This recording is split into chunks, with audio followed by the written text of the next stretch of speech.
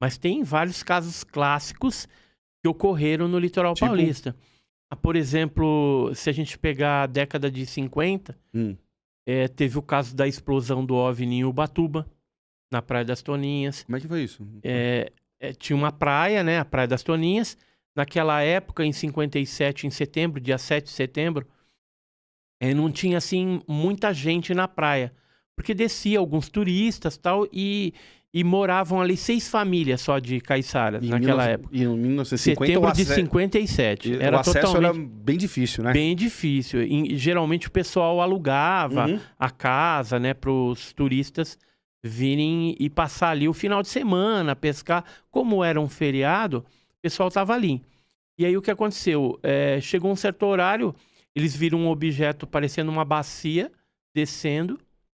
Quando chegou próximo à água, ele subiu e explodiu em vários pedaços. O pedaço maior caiu no mar e os pedaços menores, os fragmentos, vieram parar alguns ali na areia. Estavam quentes ainda, depois o pessoal saiu coletando isso. Aí um desses turistas provavelmente enviou isso para o Ibrahim Suede, que era um colunista do jornal Globo, jornal carioca famoso. E esse aí são amostras, né, dos fragmentos de Ubatuba. Só que essas daí são amostras que está aparecendo aqui na tela, que foram parar no museu, que é o Museu OVNI, lá, Vision OVNI da Argentina, em Entre Rios. Eu tive lá também. E recentemente essas amostras foram analisadas pelo físico francês Jacques Vallée. Ele levou essas amostras para uma universidade norte-americana de Stanford, e lá o Gary Nolan, que é um microbiologista, ele fez as análises vendo ali esse material, que era magnésio puro, como que era a composição isotópica desse magnésio. E ele descobriu que a composição isotópica era 30% diferente de magnésio terrestre. Ou seja, se trata realmente de uma amostra fora da Terra. É magnésio, porque o universo todo ele é composto dos mesmos elementos químicos da tabela periódica. Mas voltando lá ao caso, aí o que aconteceu? Explodiu, caiu aqueles fragmentos, mandaram para o Ibrahim Suede. Ibrahim Suede fez uma matéria no jornal O Globo, e o doutor Olavo Fontes, que era um ufólogo carioca daquela época, bem importante, ele era representante, inclusive, de grupos ufológicos pioneiros nos Estados Unidos, por exemplo, a APRO, que era do Jimmy Coral Lorenzi, e ele rapidamente divulgou, né, esse fato e conseguiu amostras que tinham sido enviadas para o Ibrahim Suede, pegou essas amostras e levou para o Ministério da Agricultura, e lá uma técnica química fez as primeiras análises, descobrindo que se tratava de magnésio de um grau de pureza muito alto.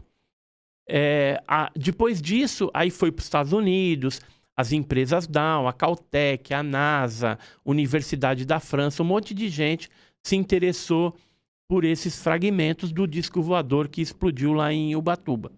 E até hoje isso vem chamando a atenção da população.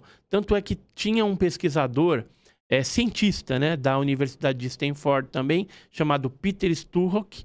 Ele esteve com um cara do FGV aqui de São Paulo, onde eles combinaram desse americano vir para o Brasil em 1985 para levantar mais dados para um trabalho científico a respeito desse metamaterial, que dentro da ufologia e da ciência atualmente se chama metal de OVNI como metamaterial. Mas o Gary Nolan, esse microbiologista, ele já está indo mais além. Ele está falando aí que se trata de um ultramaterial, porque o isótopo é diferente de um magnésio terrestre. O que aconteceu? Em 2006, por aí, eu recebi também um material de um filho de um militar do Exército que participou na época dessa coleta. E ele guardou isso, mostrou para o filho. Depois esse militar faleceu.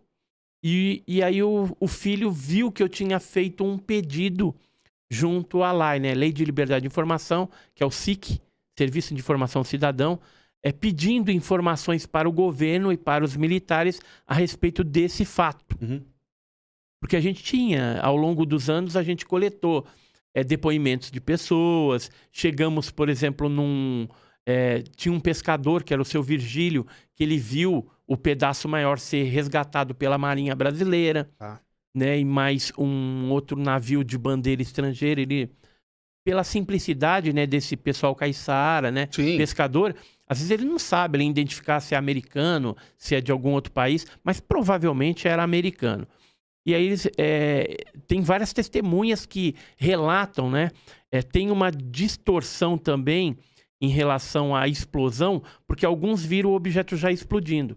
E outros dizem que tinha um outro objeto que parece que estava brigando com esse, um pouco antes da explosão. Então tem um depoimento isolado que fala de uma outra nave, né? De um outro objeto que poderia ali estar se chocando com esse antes da explosão. Mas tudo isso a gente tem que juntar e ir montando, né, o quebra-cabeça.